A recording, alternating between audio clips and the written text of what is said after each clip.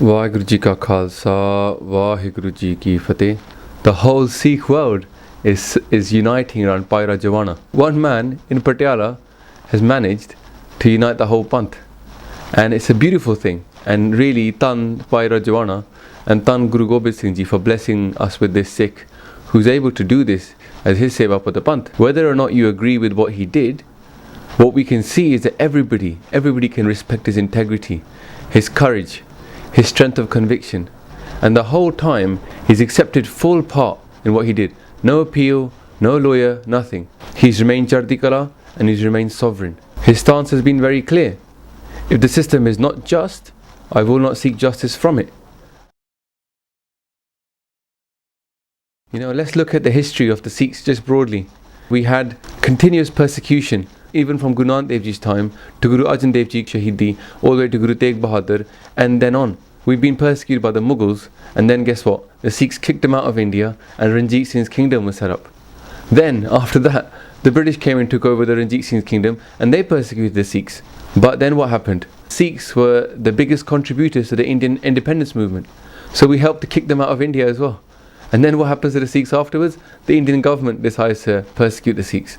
It's all documented. They've been involved in persecution of the Sikhs since 1947, and even now the Sikhs remain defiant.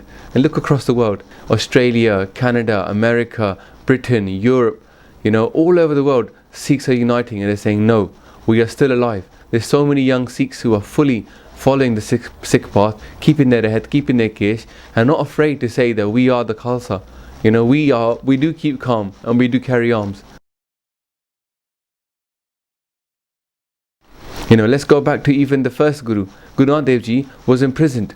He went to jail because he spoke out against Babur and the atrocities that he committed.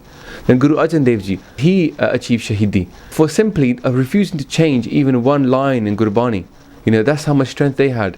They were tortured, they were burnt from underneath, they had hot sand poured onto them from above. But never once did they say, I will appeal for clemency. No. Then go further down to Guru Tegh Bahadur Ji. He's asked, do a miracle, we'll let you off. He refuses.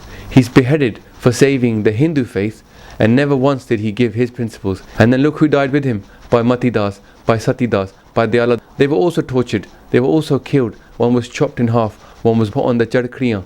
We remember them in our ardas, but guess what? They never once gave up their faith. These are the examples we look at. And then look at the Panj Pyare. They gave their head to Guru Gobind Singh Ji. And if you look at Guru Gobind Singh Ji's life, he sacrificed his father by sending him to Delhi. Then his own mother, his two younger sons. And these are the ones that Bhai Balwant Singh is talking about right now.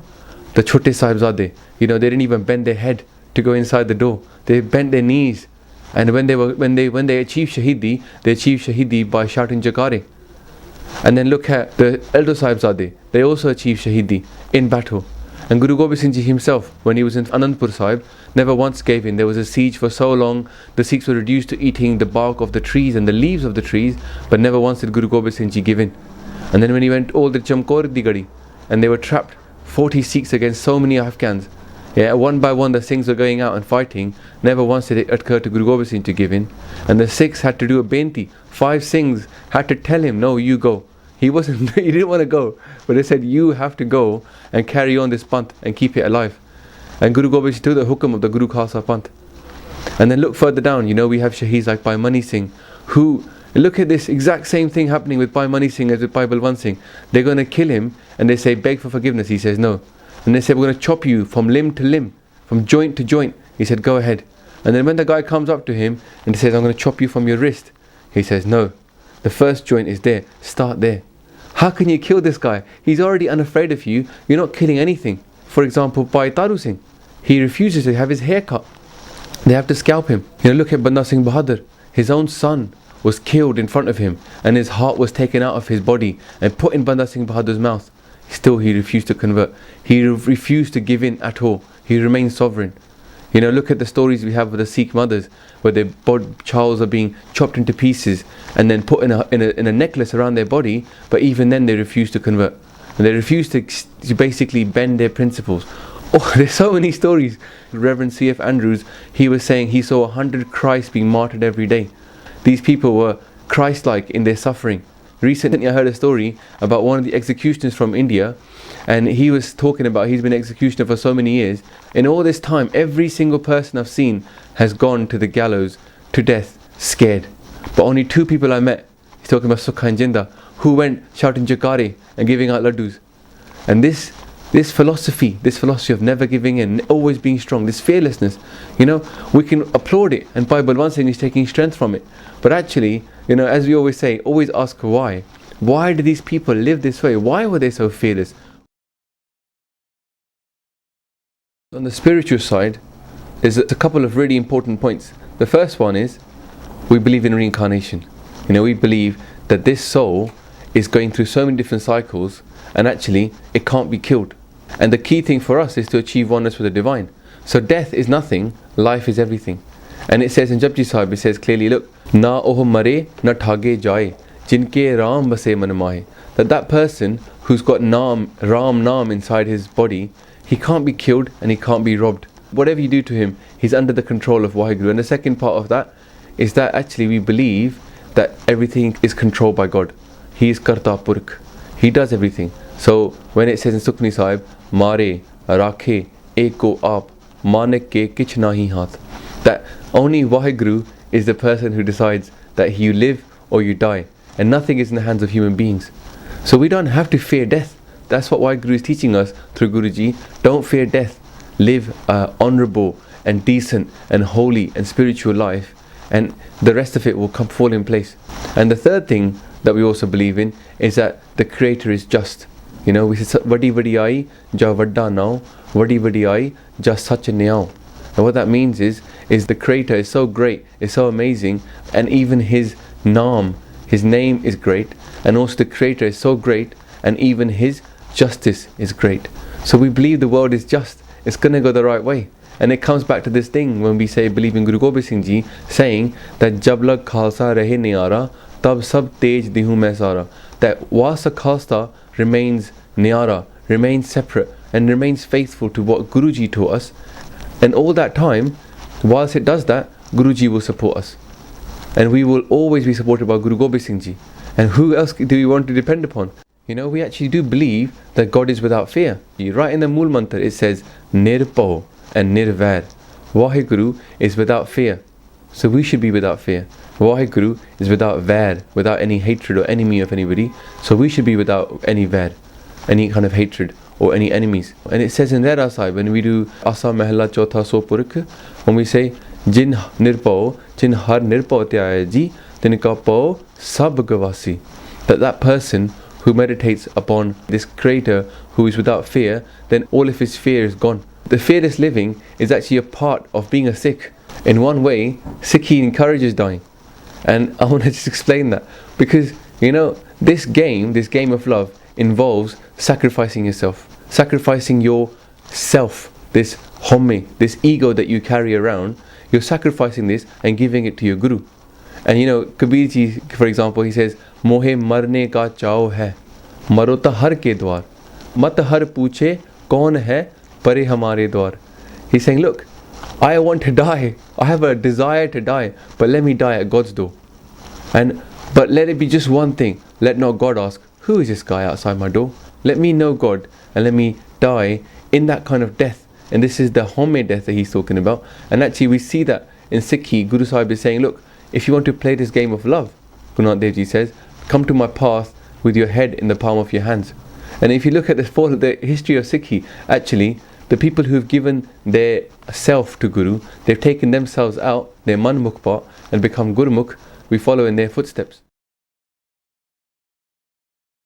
A Sikh, when they first come into Sikhi, or they learn about, for example, they might not know much about God, they may not have had that experience of the divine, but there is one thing that they do know, their Guru is great. And we know that God sent Guru. So, ergo, God is great. Guruji is so amazing. Everything they did, they themselves lived. They didn't just preach it, they lived it. And their example serves to strengthen a Sikh's resolve in living in the way that Guruji prescribes. Because who else could create somebody as amazing as Guruji? It wasn't like they just stood up one day and said, I'm going to be amazing, and all 10 people following after me are going to be amazing, and all the 6 that follow me are going to be amazing. How could they have done that without the Creator on their side? Look at the Gurbani, look how amazing it is. You know, the whole 1430 pages, it's rhyme, it's poetry. Everything about Sikhi, if you watch the other videos, will just blow you away.